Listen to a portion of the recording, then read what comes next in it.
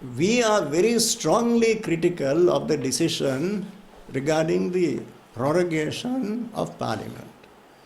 Admittedly, it is legal, but it is wasteful, unnecessary, and detrimental in the present circumstances. Parliament was previously prorogued on the 28th of July last year, and the new session commenced on the 3rd of August 2022. It is that session that is now brought to an end by the prorogation order. That means that within the short span of 7 months, there have been 2 prorogations. I have sat in Parliament for a very long time.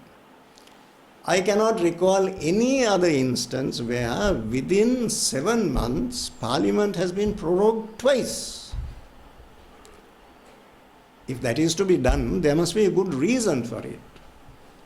A reason that is advantageous, beneficial for the public of this country. We cannot perceive any such reason. There is no benefit whatsoever. On the contrary, there are severe disadvantages, burdens that are heaped upon the people. As a result of this prorogation, all bills, motions, questions which have been put to ministers of the government, all these things lapse. They all lapse.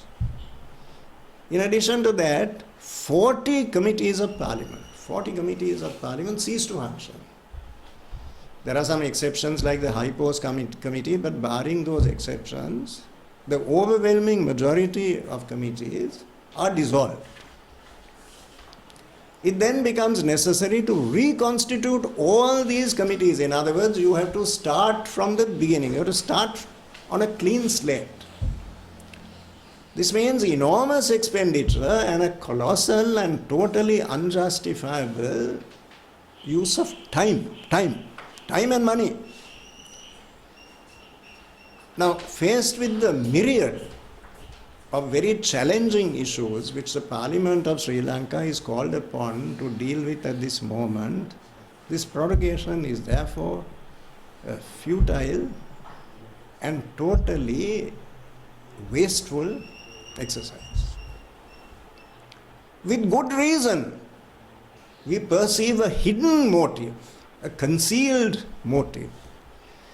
Among the committees of Parliament, the most vital committees performing functions that have direct relevance to the well-being of our people are the committees handling topics connected with public finance. There are 3 such committees. The Committee on Public Accounts, Committee on Public Enterprises, and the Public Finance Committee. 2 of these, out of these 3 committees, 2 are at present headed by members of the opposition. The Honorable Kabir Hashim and the Honorable Dr. Harsha De Silva. We have good reason to suspect that the intention of the government is to remove these 2 articulate, able, knowledgeable members of the opposition and to replace them with government members of the government parliamentary group. That will completely stultify the objectives for which these finance-oriented committees were appointed in the first place. They are watchdogs. It is through them that Parliament exercises surveillance over public expenditure in keeping with Article 148 of the Constitution, which characterizes Parliament as the custodian of public finance. Now, all these committees have to be reconstituted afresh. These 2 articulate and able members of the opposition have become a thorn in the side of the government, a constant source of irritation. The government wants to remove them using their majority in Parliament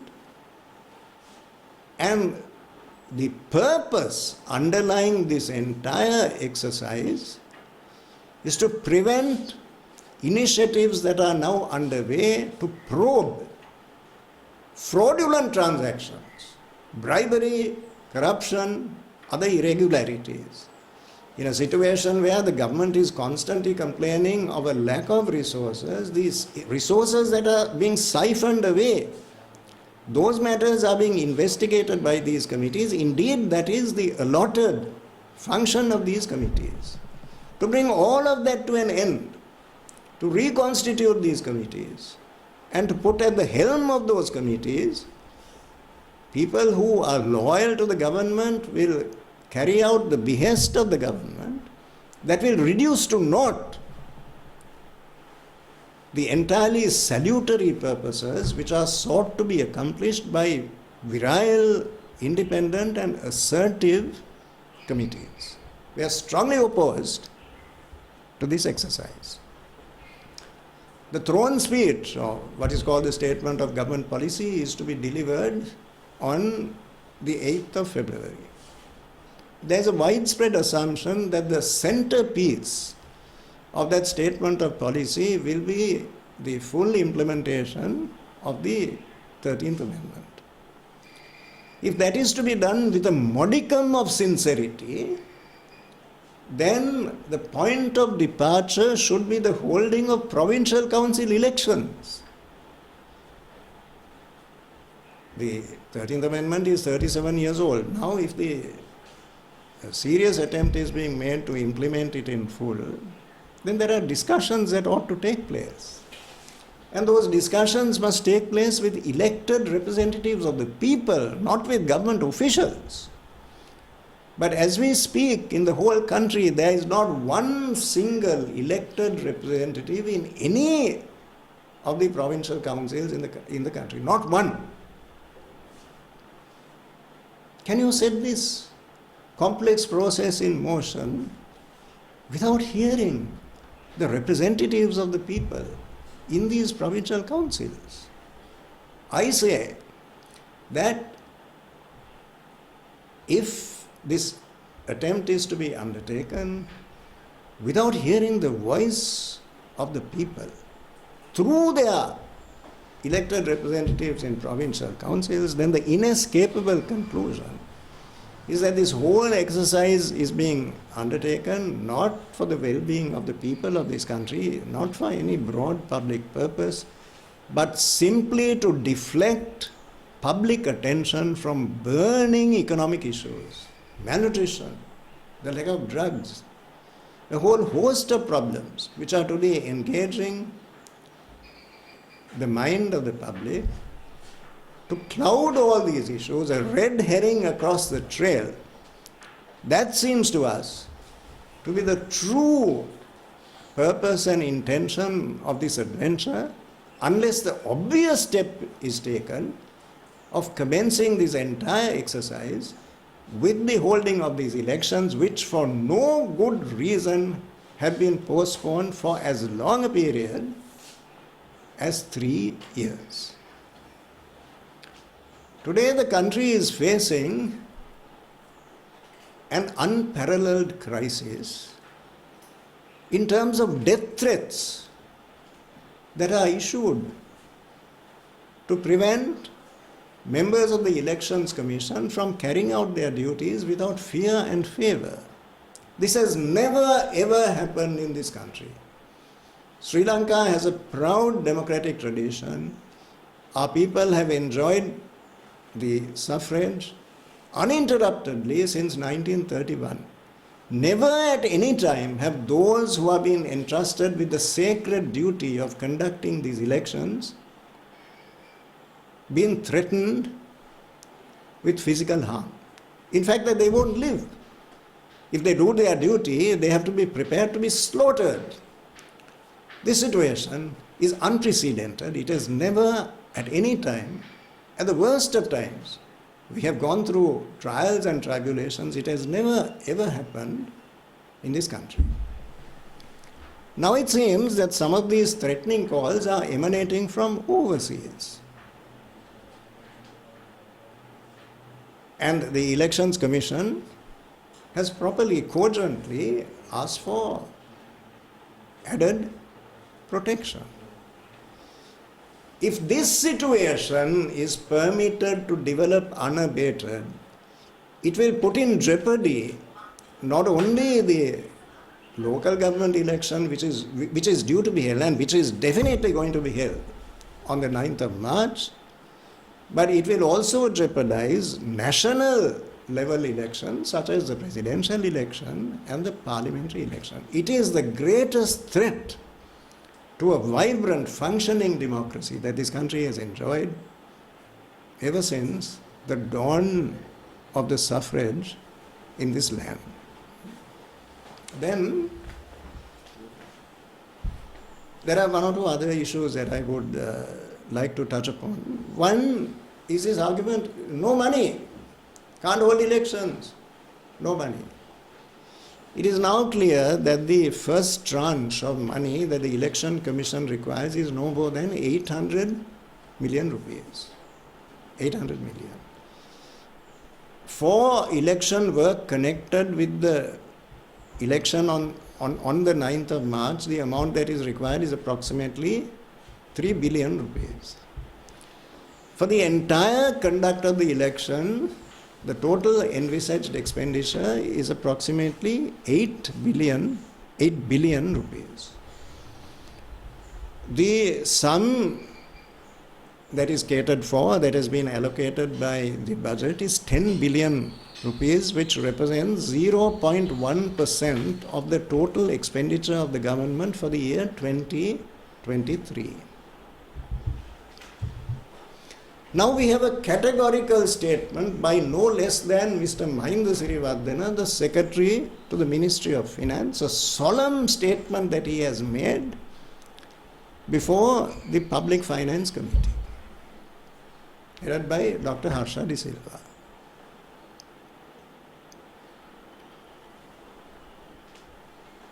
Now, Mr. Mahinda Sirivardena has very clearly stated that he has never said at any time in any place that he will not be able to make available the resources that are necessary for the conduct of this election.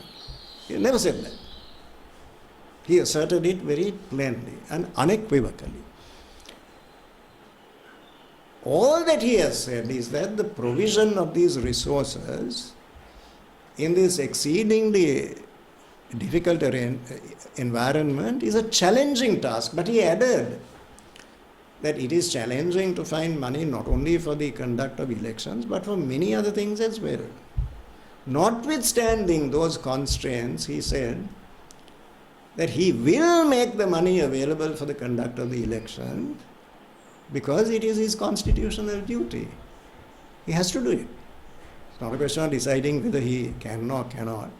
He is duty bound under the constitution of this country to perform that essential function. And he has said he will not flinch from the discharge of that inalienable duty. So there is no problem with regard to money. Yesterday I counted 4 helicopters which flew over my house. This is a question of priorities. Government has no money to provide electricity for students who are sitting for the GCE A-level examination. But the government has unlimited resources to spend on helicopters as a preparatory measure for the celebration of independence. These are only rehearsals, these are only preparations. So this is not a matter of the adequacy or the inadequacy of resources. No country, however affluent, has infinite resources. What it all boils down to is a question of priorities. The priorities are distorted. No sensitivity, no feeling for the people of this country, no compassion. Any amount of money for helicopters soaring overhead, guzzling fuel. But when it comes to providing money for children who are fighting for their future, no money. This is the issue. Now the final point, this is something I feel very sorry about, not as a politician but as a teacher who has taught lawyers, judges, government officials, 2 generations of them. No government has exerted this kind of pressure on the public service to carry out illegal orders. Take the Hapuhinna affair. The cabinet spokesman Bandula Gunawardena makes an astonishing statement. He says it is true enough that Hapuhinna issued illegal orders. He purported to act on a non-existent cabinet decision. The Prime Minister, in a solemn statement on the floor of the House, says that no such cabinet decision was ever made. Mr. Hapuhinna has therefore clearly exposed himself to criminal liability, 3 years imprisonment for a cynical breach of the paramount law of this land. Dr. Bandula Gunawardena tells us that it is not necessary to take any action with regard to this matter because Mr. Hapuhinna did not succeed in the accomplishment of his objective. This is a revolutionary doctrine in public law. This is why I have said that our constitutional laws, the foundations, the core concepts of our constitutional system will have to be rewritten because the sacred assumptions by which we have been governed for decades no longer have a semblance of validity in the current context. This is why we have become the laughing stock of the world. Surely the criterion is not whether a person trying to perform an illegal act succeeds or fails. It is a deliberate, the concerted attempt to violate the laws of this land that is punishable with fines and imprisonment. Then take the pressure on the police. The Kehelwata police issued a B report on a group of lawyers who had done no wrong whatsoever. They were simply performing their professional functions to the best of their ability. They are honorable people, conscientious people. A B report was issued against them for partisan political reasons. The Inspector General of Police was apparently not aware of it. He ordered an inquiry and within hours the B report was withdrawn. So this is the kind of exposure of the police in this country manipulated by an unseen hand. So public officials, including the police, are being compelled to carry out illegal orders. On the other hand, lawful orders cannot be carried out. We now have a bizarre situation. The Public Utilities Commission of Sri Lanka has refused to give approval to any interruption of electricity during the period when the GC A-level examination is held. The Public Utilities Commission is the only body that has legal authority to make that decision. They are the lawfully appointed regulator. It is their decision. It is within their purview, their scope of authority, and they have said there is no reason, there is no logical reason to cut electricity. That is their decision. Now, the Ceylon Electricity Board and the Ministry of Power and Energy are flatly refusing to give effect to the lawful directive by the Public Utilities Commission. The Public Utilities Commission has now gone to court against the arbitrary action of the Ceylon Electricity Board. The matter does not end there. Because of this continuing dispute, the Human Rights Commission of Sri Lanka has also gone to the Supreme Court complaining that there is hardly any point in having a Human Rights Commission which is maintained at the public expense if its orders are consigned to the waste paper basket. Then you have this internecine war, this internal tug of war within the government.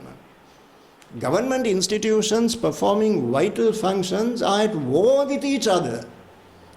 And it is left to the Supreme Court of the country to sort out the mess.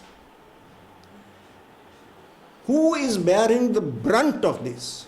The brunt of this is borne by none other than innocent children fighting for their future, who are deprived of electricity. during a period that is vital for their future careers. So this is the kind of government that we have, inept, without resolve, without any conception of priorities,